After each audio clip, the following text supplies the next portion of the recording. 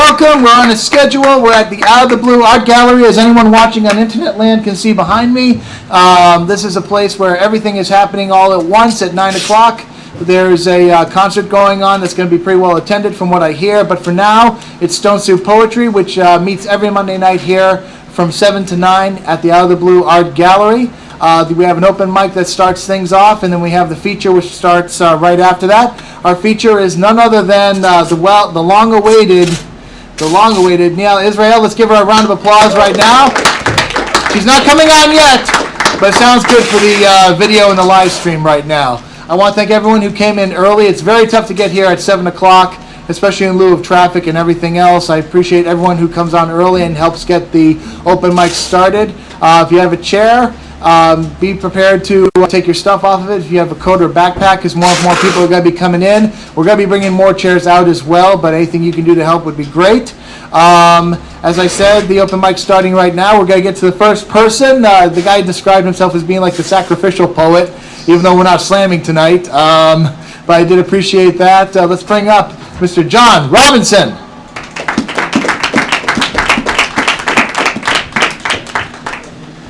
Let's see how loud this is before I really get into it. All right, cool. This one's called Defensive Drivers. I wear watches with broken batteries to defy consensus, breaking 9 to 5s over my knee and turning handcuffs to bracelets. I wear watches with broken batteries to flip off Father Time. Who put you in charge? I don't believe it. I wear watches with broken batteries to keep time at 10:46. The SUV preceding me, driving 10 below the limit, though I needed 5 more minutes to ultimately say, I'm going to miss you.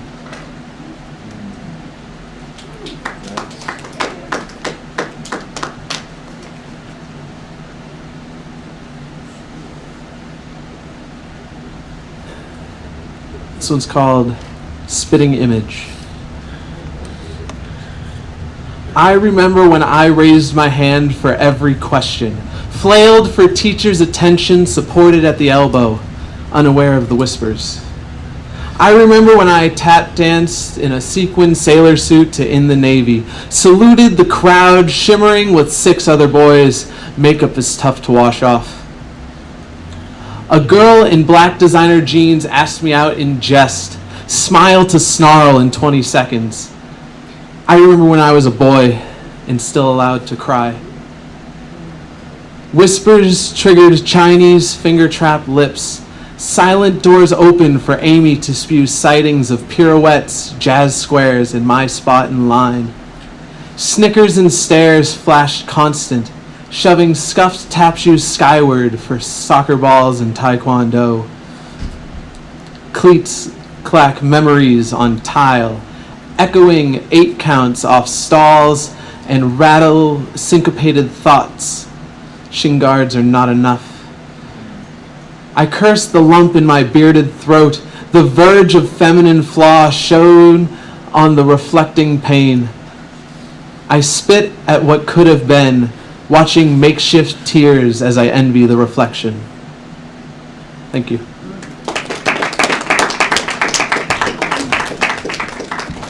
Our next poet usually comes up towards the end. He's right at the beginning now, brave enough to take the number 2 spot. John took the number 1 spot, which doesn't happen very often. If you go to poetry readings, you know this. And Eric was brave enough to follow that. Let's bring up Eric Nelson.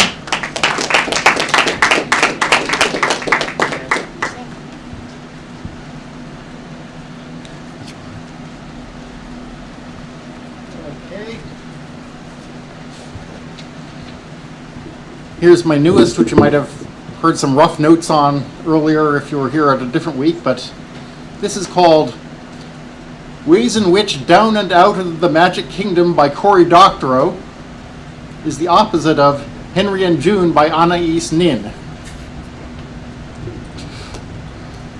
And those are 2 books in case you didn't realize it. Henry and June is erotica by character portrait. Uses the character portrait to say, only I know these people the way I do, but you, dear reader, can have a taste of it. And celebrates the uniqueness of the beloved. Taste of a person, Taste of a Time. On the other hand, Down and Out in the Magic Kingdom by Cory Doctorow.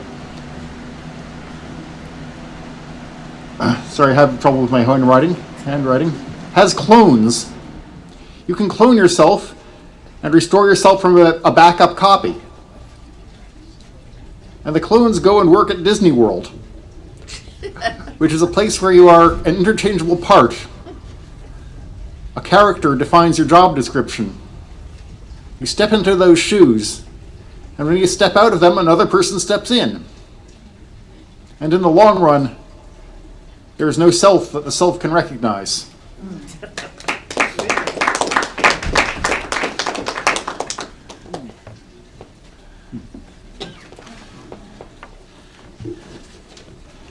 And this is another thing which I call a song for the siren.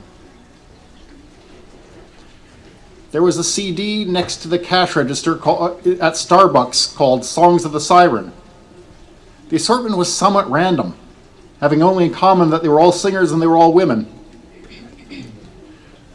Being a siren, what a pedestal to be typecast into.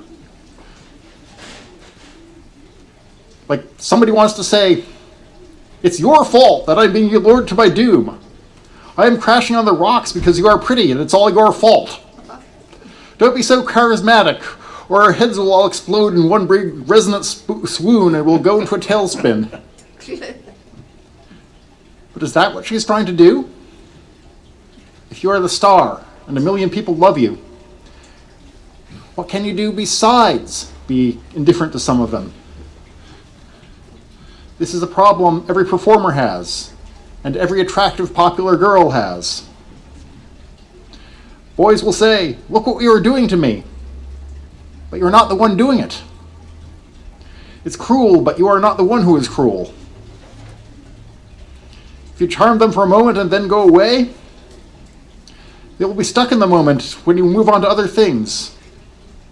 Those you touch know only one mental snapshot of a moment, when you have a whole life.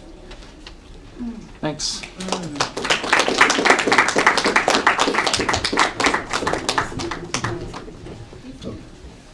We're going to get the mirror ball turned off because sometimes that causes a glare that reflects off the mirror and makes the image look weird on the video.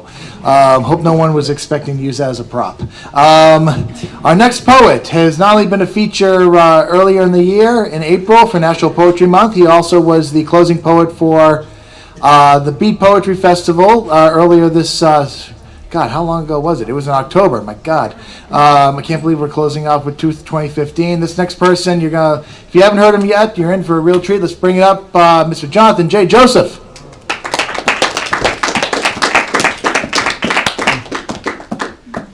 You were still surprised when I called your name. You forgot you did the features too, huh? Yeah.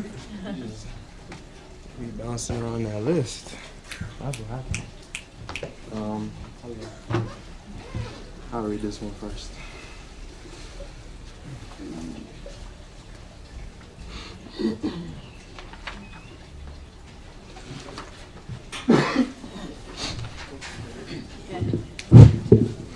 Got my daddy's pride, mama's smile, little stubborn line. They say hush up, flustered by such childlike confidence, yet so calm it would seem to most folk. I am a wise young jitterbug, but perhaps just some sort of nearsighted exception. Light speech easily disguises ignorance. Dwelling below me is hidden bitter resentment, tucked deep within calloused heart crevices. Soft exterior throws off even well-focused and discreet perspective. Let this lesson tell: chocolate can be sweet, however its roots are unfathomably dark. Clean white teeth don't mean tongue doesn't lie. Now please refrain from being impressed by these slick, articulate word textures. Honesty demand before personal finger point outward. Let it first criticize myself, or else change ain't gonna amount to anything except cheap blame, never worth much at all. Meditate on that, Meditate on that,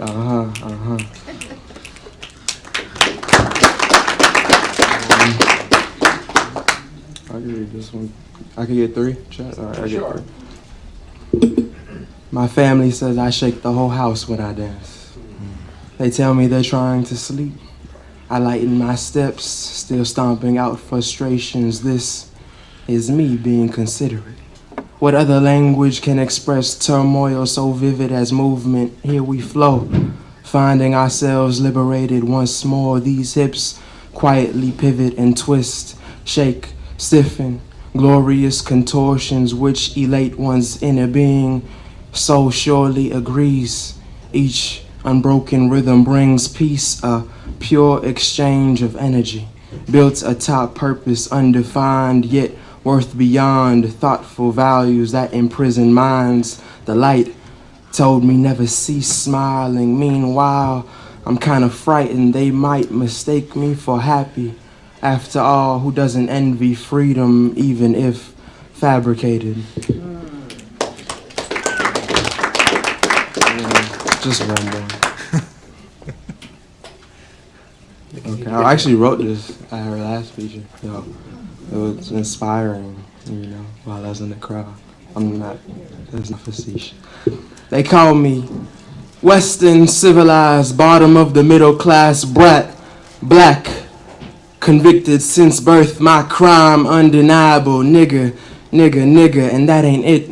Nowhere close to our outlandish primitive action as a collective people. Many scream preach, while other folk who consider themselves above through color or money only acknowledge this truth to be utter nonsense. Yeesh, golly, why won't heaven's judge pardon such sin? Maybe it's because us never really did no thing, right, wrong, whatever, but then how these government motherfuckers telling on each human form subjectively found unsuitable.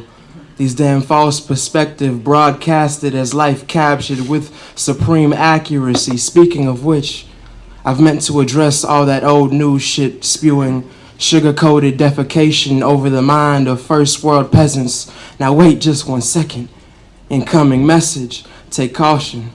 I'm kinda awkward often around other poets plus audience. They make queasy emotions seem normal. Rarely could I properly stomach love, that first and final link in an organic spiritual breakdown. Think it's time. Genuine expression wasn't thought as only subject of those oppressed. Guess what we saying is, listen, that's it really.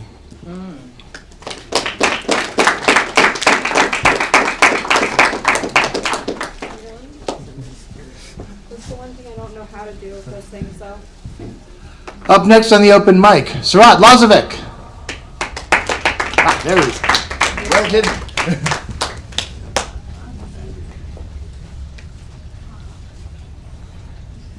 Better to live poetry than to write it, said Basho. And that's where phones and all these disconnected engineered extensions that are supposed to make us better at living fall short. I've seen poetry lived on the streets. I've seen poetry in bedrooms, in bathrooms, in bars. I've seen poetry in nature.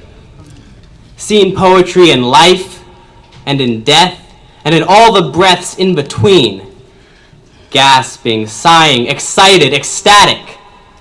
Breaths caught by tears, deepened by joy, played like music by both pleasure and pain.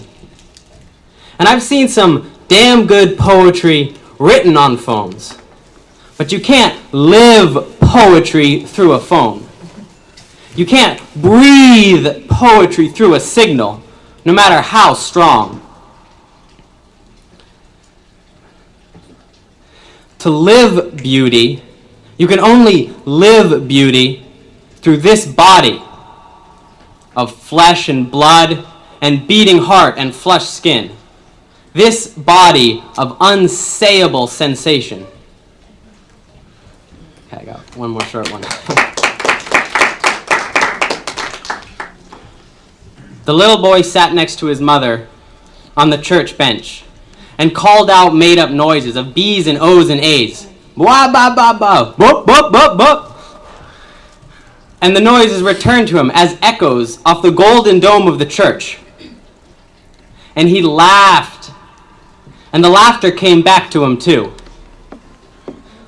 The little boy called out noises, and the silence called back. The little boy laughed, and the silence laughed with him.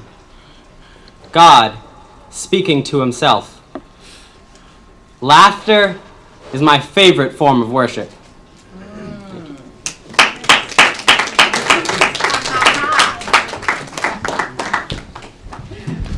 I've added a couple more people to the open mic already. If you're in the back, I'm going to be coming up there just to see if you want to be added yourself. Let's.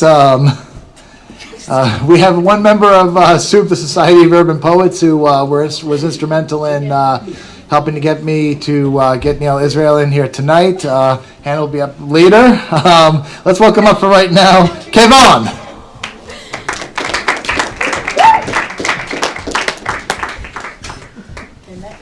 Oh, it's about to get serious. Hi. Yes. This is for Blue Collar, who I knew briefly but touched me dearly. You get up, you have your coffee, you put on your uniform. Maybe you're a janitor, a mailman, a pilot, but no. You've put on a badge. You enforce the law. Why do you do it? Is it because you peaked in high school? Is it because your dick was smaller than the other boys you touched during your brief period of exploration in middle school? Is it because you're a dick? You enforce the law that ought to be broken. You choose who stays on the streets and who's locked up. Maybe someone's doing something that you don't fucking agree with, and you stamp on a disorderly conduct charge or disturbing the peace, because you're the police.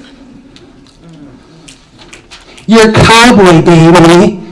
I don't fucking care if you're my Uncle Matt, Ricky, John. I don't fucking care if you're the good cop, the bad cop. As soon as I saw a Boston Strong sticker on the handle of a police officer's gun, it became clear. It is already a police state. There is no such thing as good cop, bad cop. They hold the gun. They were the ones making up the stories about me spitting on them so they could slam my face in the ground and mace me for seconds. They were the ones with the dynamite playing hero, exploding my backpack because explosions on TV make for good ratings. You see, police are like bullies in the playground. They're the only ones with the slingshots. Fuck the police. Fuck my local racist cop uncle and my conservative cop uncle up in New Hampshire, putting the red and the purple state. Thanks be to God that the only semi-decent cop uncle of my three turned in his badge as soon as he fucking could. It's easy for most people to say fuck the police. But for me, it's more like fuck the police state. Because as soon as I could cop those Illuminati blues, the men in blue were quick to put up a fight with their dynamite. So don't just say fuck the police. That's so cliche. Fuck the police, seriously. Fight the police. We don't even need them. But hey, we make more money with them playing cops and robbers. We don't even need them patrolling, but we make more money that way, so they're here to stay. God bless the USA. Thank you. R.I.P. Blue Collar.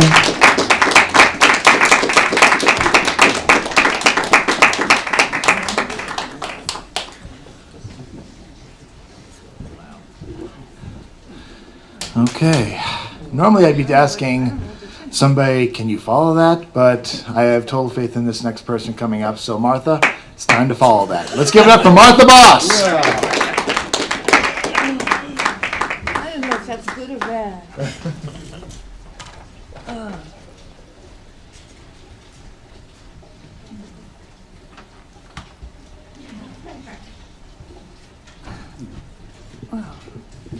How does this work? Okay. Does that work? Okay. I was listening to someone singing Hallelujah. It was me. I was looking at the night sky, black with twinkling diamonds.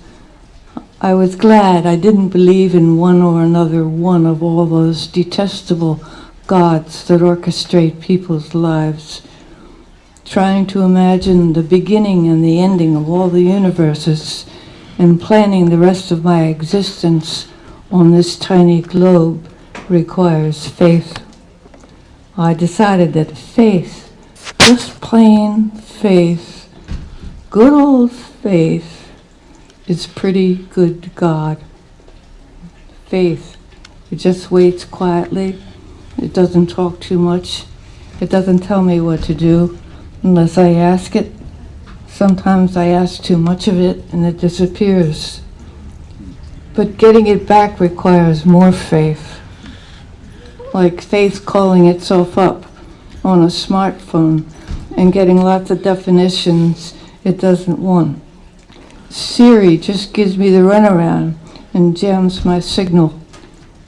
Faith doesn't like her, so I remain in awe of and depend on the night sky, faith twinkling and me singing hallelujah.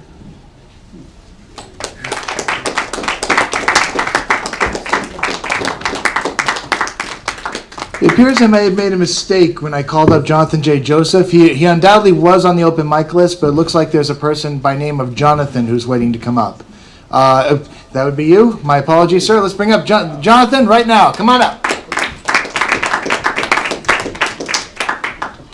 All right. It's funny how the universe works. It makes you wait, but hey, it's all good. So my name's Jonathan. Thought since I'm new here, I might want to read a introductory piece. This one is called I Write.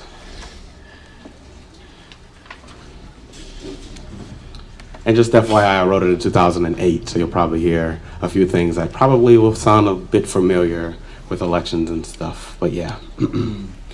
I write to make art projects set to music a mediocre means of captivating a captive audience. To make you miss the moment your life changed forever, only to relive it via clairvoyance. To make you learn from the lack of love long enough to like living again. To make you want to grab words written by me rather than call a friend. You'll never look at your TV the same way after what I say today. I write to wake revolutionaries from beyond their grave or their deep sleep. To console callous citizens caught in the cycle of love, lose, weep. To welcome loved ones back from long vacations, whether planned or penitentiary. To help you understand why my skin is not a good enough reason to resent me. There's more than enough of me to hate, so jump on the bandwagon. Hate makes the good great. I write because I've seen and felt much more than my fair share. I've lived rigid while existing ultimately without a care. My God and myself are to whom I'm always true. I write to translate my insight to you. Although everything that I have seen might not epitomize the observed being. I'll excite the unhappy, bore my enemies to death. Help living beings appreciate experiencing a last breath. A sunrise, signals of smoke, a forwarded email joke, encompassing experience, passion, change, and hope. I'll endorse your slate if you vote for me in 08. A gentleman, a lover, a bad something other, a writer since slave ships read war songs to mothers. Genetically driven, inspiration lives in him.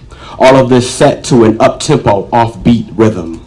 I write punchlines all day because life ain't worth living any other way. Thank you.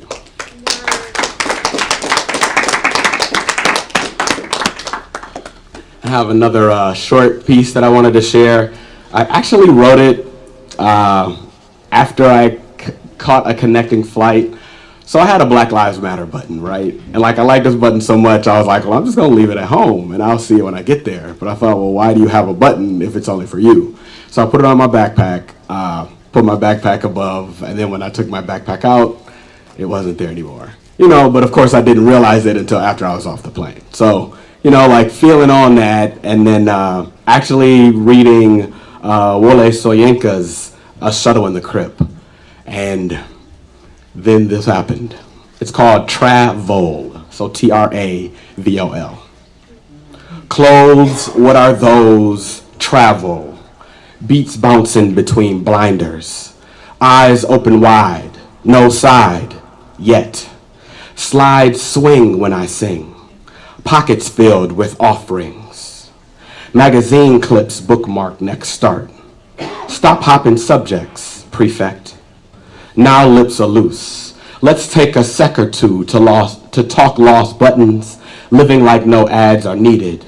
Push go, begin weeding. I once packed light, but I'm back to kitchen sink, tongue in cheek.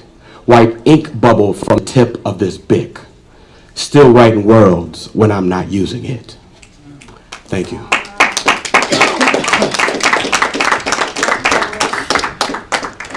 Okay, because I'm both the producer of this show and the host, I'm going to stay behind here to introduce the next person who will not be on the video. So I'm just muting, and I wish I had a picture of like technical difficulty.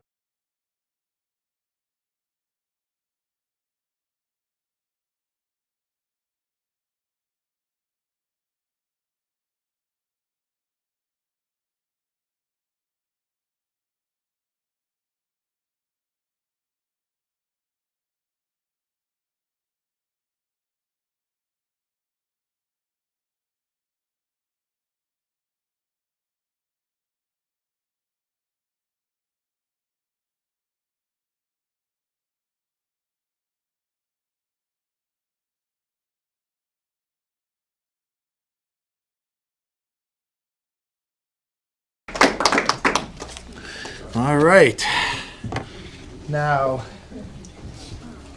for those people in the video world, don't you wish you were here to catch that? It is worth coming to Stone Soup Poetry. If only for the fact that this video system, we haven't quite figured it out yet, but in some cases, even when it's really successful, we end up taking the video down, sometimes at the feature poet's request. That actually happened one time. She didn't realize I was videotaping, which is kind of funny because she was sitting next to me as I was at the computer, but an honest misunderstanding. But all I'm saying is it's important to be here every night because there is going to be stuff that you'll miss unless you're in the audience right here, right now. And right now, right here, we're going to be bringing up someone who's a open micer I wish could get down here every week. He's been a multiple feature here at Stone Soup. He's featured at other events like the 100,000 Poets for Change and many, many more I can't remember right now. Let's welcome up Lucci.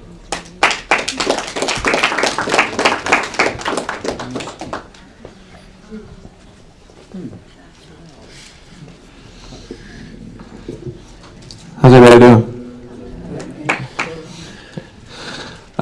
So my name is Lucci, real quick. So I just like to, I have this thing when I perform, I like to just send out positive vibes to the room. So I have a double call and response for you real quick, just to kind of get some positive vibes in the air.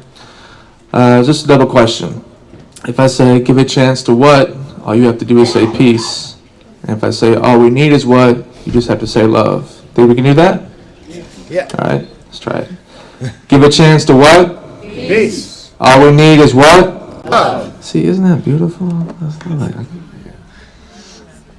So this is one of my newest pieces. Around this time of year, like, you know, fall and winter, I watch all my older movies that I either grew up with or just old movies, period. And so that's what triggered this one recently.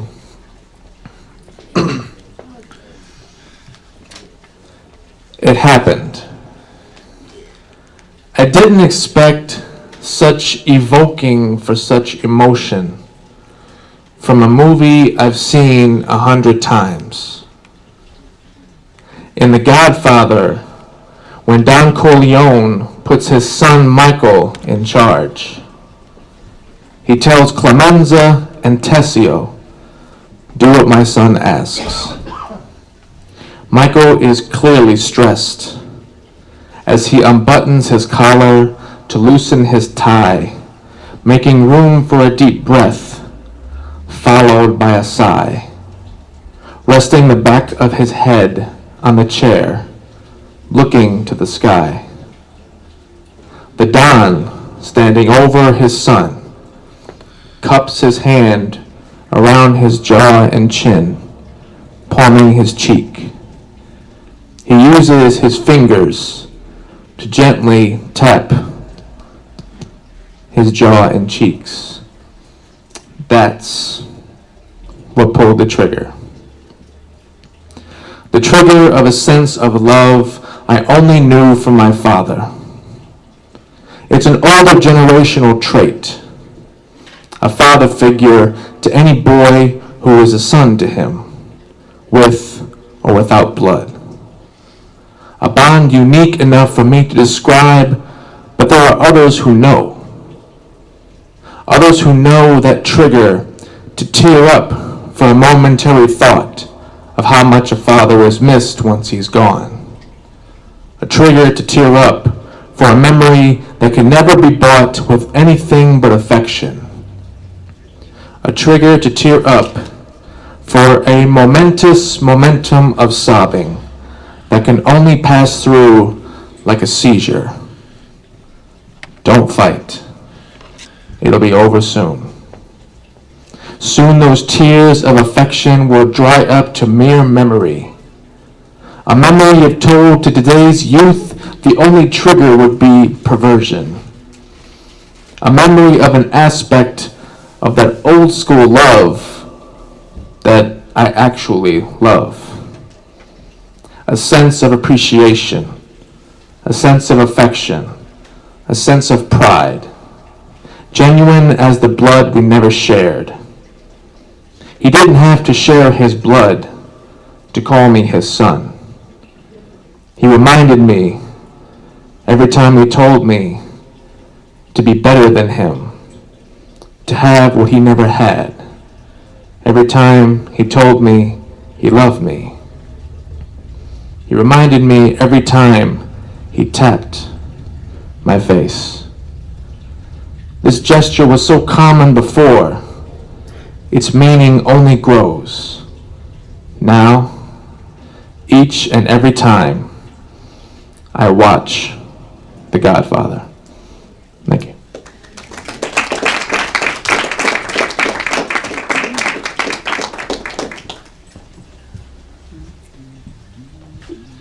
And now let's bring up Elizabeth August.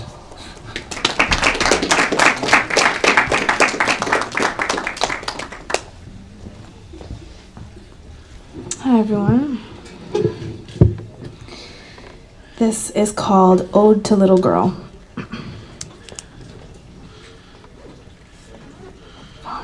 Okay. The little girl I used to be sits at the bottom of the stairs, waiting for me to come down. When I do, she stands and follows me silently into the kitchen, where I eat the first of 2 bowls of Special K. She watches me spoon milk into my mouth and scans my face for any signs of recognition. I know exactly who she is, but if I let her know, then she will stay. She will stay if I say her name or let her use the guest towels. She will get used to the hardwood floors and lie on them when she comes back late, drunk and abandoned. She will remember how to grip the toilet bowl and what emptiness feels like and how to be silent.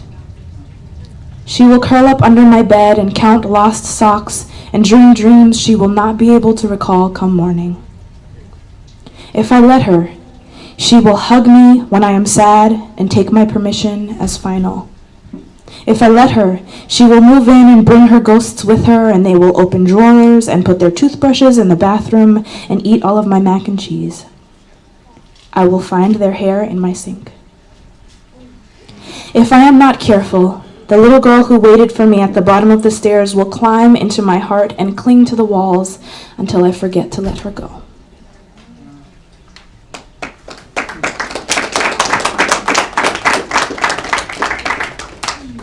I just have one more on a happier note.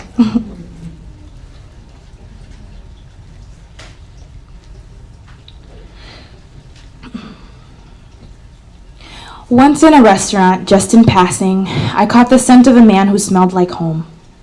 Like the home you go back to for Thanksgiving and wonder how you even made it in the real world. Like the home from where you crave mom's special cookies, the home where you first learned to make rice and beans.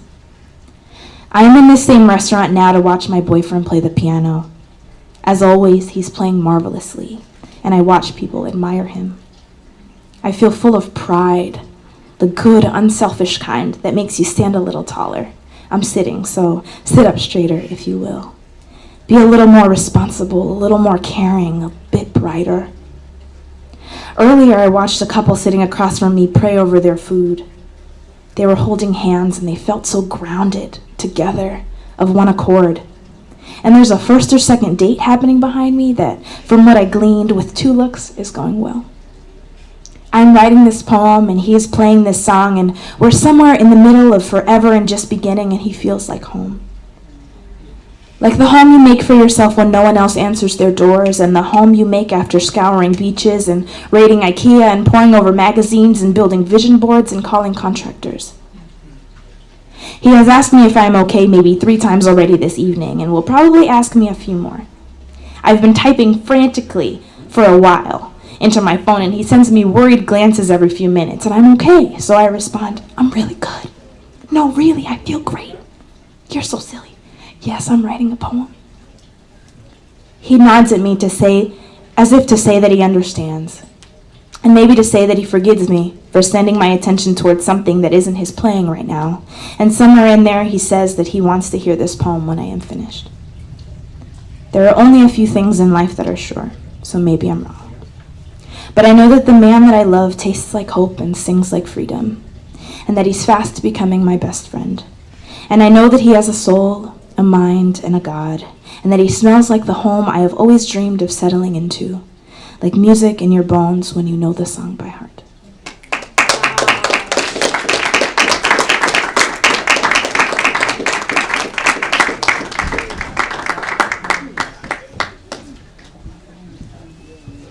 Thanks for everyone for keeping it succinct and powerful tonight. We are nearing the end of the people on the open mic, but if there's anyone who hasn't signed up yet and is thinking of doing so, or I just missed you, just let me know, flag me down. I'm going to bring up next, Chris, you ready? Chris Fitzgerald? Yeah. Excellent, come on up.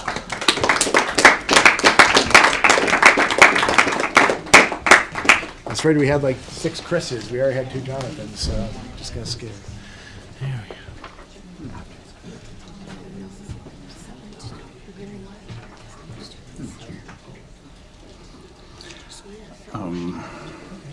I've been trying to set a piece properly. It just hasn't come out properly, but this is going to be the piece I'm going to do. It introduces the piece I'm going to do next week. It's called My 1988 Baseball Season. The origins of baseball. In the 1830s, it was called the Massachusetts game. Street kids from South Boston, Dorchester, Revere, etc., just sticks and balls. In the 1840s, it became a New York game. They gave the field its diamond shape. In the 1850s, it became a Knickerbocker game. A group of rich New York guys dressed in finery would play the game, and the losers would pay for dinner at a fine restaurant, sort of emulating British cricketers. In the 1860s, the American people got their game back. The Civil War. Soldiers at different times, between different engagements, would sometimes relax with an easily understood activity, unlike war. Thus, baseball's poetic birth. In 1866, the Cincinnati Reds became an organized baseball team. In 1869, they became the first professional baseball team.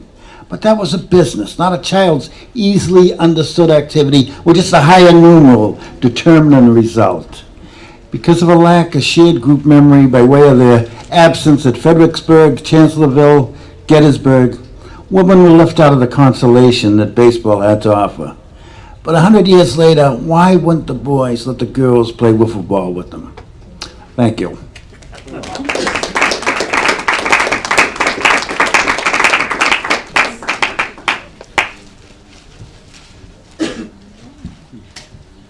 So that was a prelude, prologue, what if you will. That means you all got to come back next week. Cool. You should come back next week because we have Dexter Garcia featuring on next Monday, the 14th. And more importantly, for some people who haven't been on Facebook because of the whole post-holiday thing, Danielle Legos Georges is going to be, the Poet Laureate of Boston, is going to be featuring as part of the Stone Soup Poetry Partnership holiday party. That's going to be, that's a sucky name. I think I called it something else much better online. But it's a holiday party on the 21st, and the Poet Laureate of Boston is going to be featuring. First thing at night, she's going to be here early to feature around somewhere between 7 and 7:15. She asked to go on as soon as possible, but then we're going to have an open mic, free food, and many other things for you to enjoy. So you're very much encouraged to come to that as well, just before you have to go your separate ways for the holidays. We have a couple more people on the open mic that we're going to bring up next. Mars, are you ready? Mars Jupiter, ladies and gentlemen.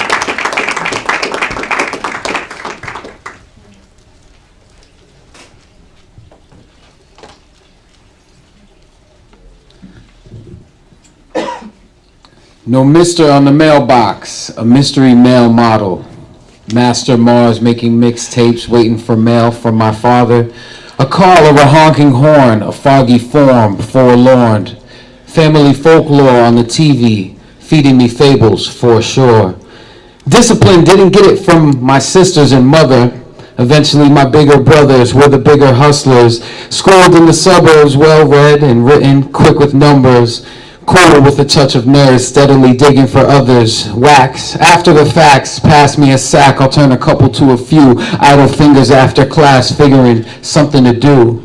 Extracurricular experts at splitting a cigar, filling it with piff from a jar, licking it with spit, sealing it, flicking a bit, getting lit, lickety split. Never questioning who we are or getting far.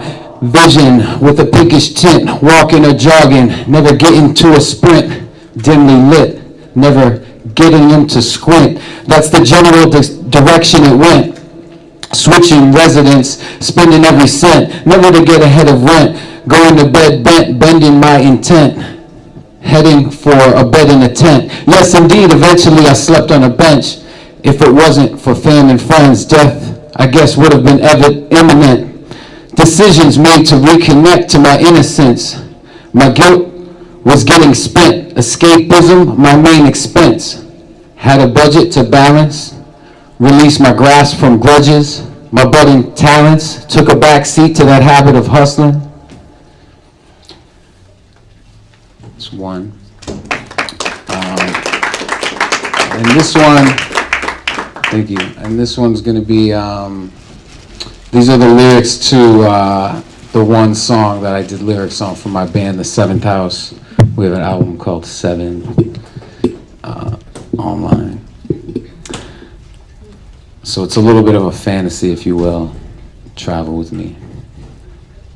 Super submarine levels, love machines seen several. Gaia size in the rising Poseidon. Iron his trident, providing his tide with a soft landing place in the sand. Grains which may shapeshift position if it hits right in the midnight hour. It's a bright shower. Communion of the lunar sea with us moving free. The right move is lunacy. Lonani, loose love, lumen, luminate. Engine into the future, revving. The ride, fire a spark, plug into the rhythm. Kicking snare, truth and wisdom. Kick it here, baby, boom, we're blissing.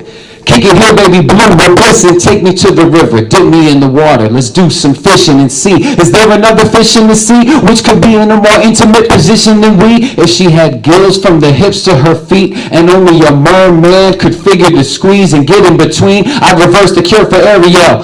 Declare Atlantis as my citizenry.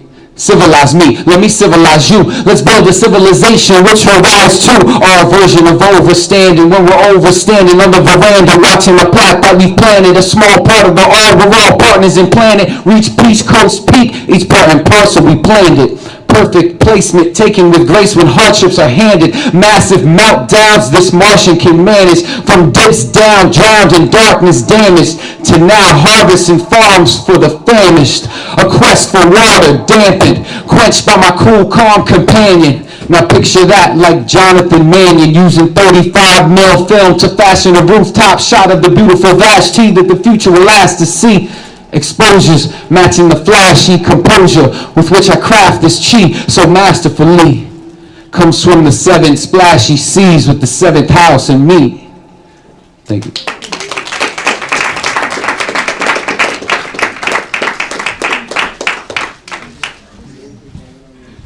Up next on the open mic, let's welcome up Miss Hannah Brown.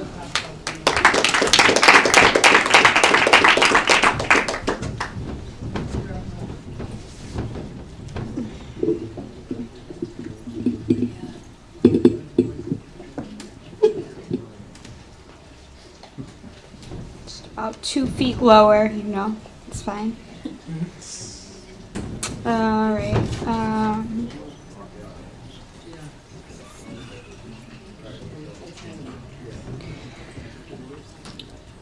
This is some new shit. All right.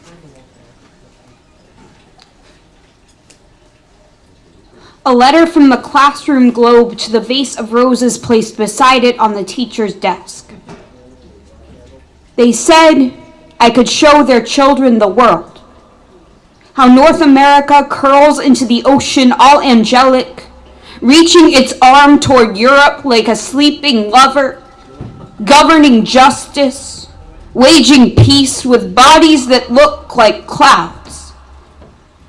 They wrote gorgeous graffiti on my plastic skin. With names they assigned their patches of earth, like it wasn't misnomers or colonial curse. They labeled sections of her dirt-caked flesh, called it destiny, called it manifest.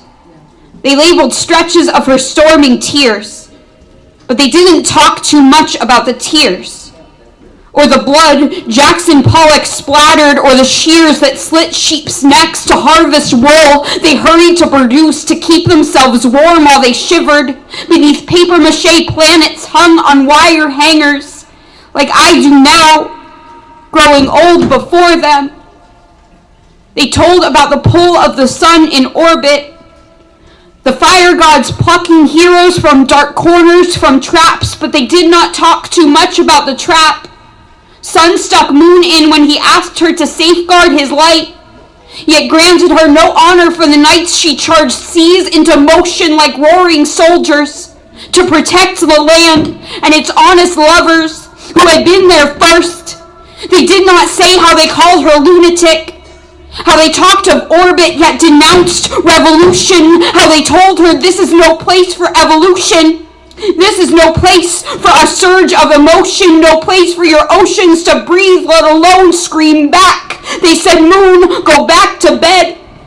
We got ships full of diamonds and silver men fighting anything that looks like darkness just to get to morning. We got wars in our bellies and no time for mourning, places better sunk and forgotten beneath flat gray waters.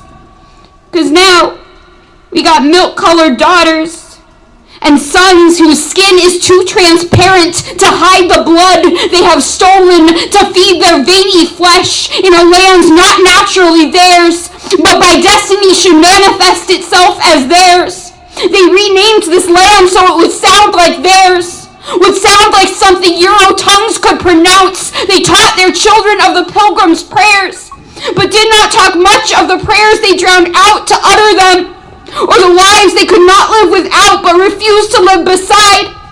They did not talk too much about the genocide, about the war on drugs laced in lies and the privatized prisons built on reservations to churn the sickness we planted into crimes, the smallpox blankets that made Earth writhe in agony, about the tragedies left blank-paged, nameless, faceless, how they looked away from the shadows of their shameless brothers. They talked of covered wagons, of the trail of tears, but not how the world's tears still fall like acid rain Pain carved in fault lines, etched on skylines, pelting concrete like crack rocks planted by the CIA. Pain pelting deserts like cheap liquor. Planted on abandoned reservations, the only liquid still permitted to run there. They dress classroom walls in feathers each November, like they forget about the wings they clipped to get here. The embers of their murderous sun, the water that will not run because they shut off the pipes in Detroit, Albuquerque, Santa Fe. They say it's all gravy now. Place me now beside you, glass full of flowers, as if the world is just full of flowers. And we are emblems, vessels of growth, and the life you hold wasn't stolen from someone else. And the life you hold wasn't cut from its roots, and your water isn't filtered of truth specked with dust. And I am not just plastic and rust. And we are not just symbols of death colored in, dressed up to look shiny, look nice for parents' night. Like skeletons, fattened up to look like a good mimicry of life.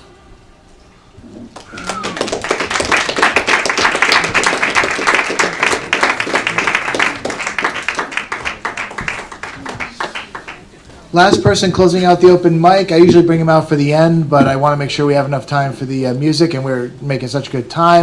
And I'm going to have to do something with the video, namely turn it off. After this next person comes up, let's welcome up Mr. James Van Looy.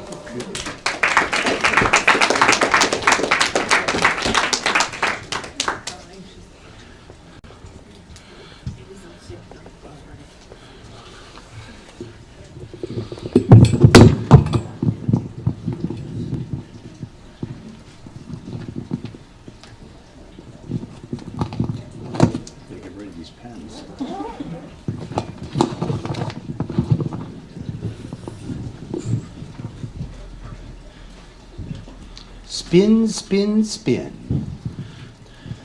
Spin, spin, spin, spin. Spin it out and spin within. It's a spin world, a spin world. Watch this curved world unfurl. Spin, spin, spin, spin. Spin so very far within. It's a spin world, a spin world. How we twirl this spinning world as this curved world unfurls. A body of a universe spin, intergalactic system spins, Milky Way spiral spin, spin, solar planet orbit spin, planetary axle spin, spin so far down that vortex within, a molten center burning spin, a turning, turning hurricane spin, tornado, cyclone, oceanic current, spinning, spinning, spinning, spin. Watch the water around the drain spin. A maple leaf helicopter spin, spin. Concentric true wind spin again. Hawk rides the thermal spin. Starlings mob spin and spin. Snail shell crawl spin, spin. A conch shell nautilus spin, spin. A shell spin, a line spin. Deep current undertow spin. Thermal gulf spin, trade wind spin. Oh, centrifugal, centripetal spin. A sun and water spin, spin. Spin down that vortex within. A double helical gene spin. Generational gene drift spin. Intergenerational sin spin. Deep beneath the skin spin. Cultural diffusion spin, spin. Put a spin on the issue spin. It's the media spin, a PR spin. Disinformation, diseducation spin. A political back come my spin, and then I'll see that structure spin, circulating system spin, stuff that makes your head spin, coming at you like a curveball spin. Shit, shine spin, satanic wind, sin spin, spin, spin, spin, spin, spin without end, spin within. It's a spin world, a spin world. Watch this curved world unfurl as we twirl this spinning world, as our curved world unfurls.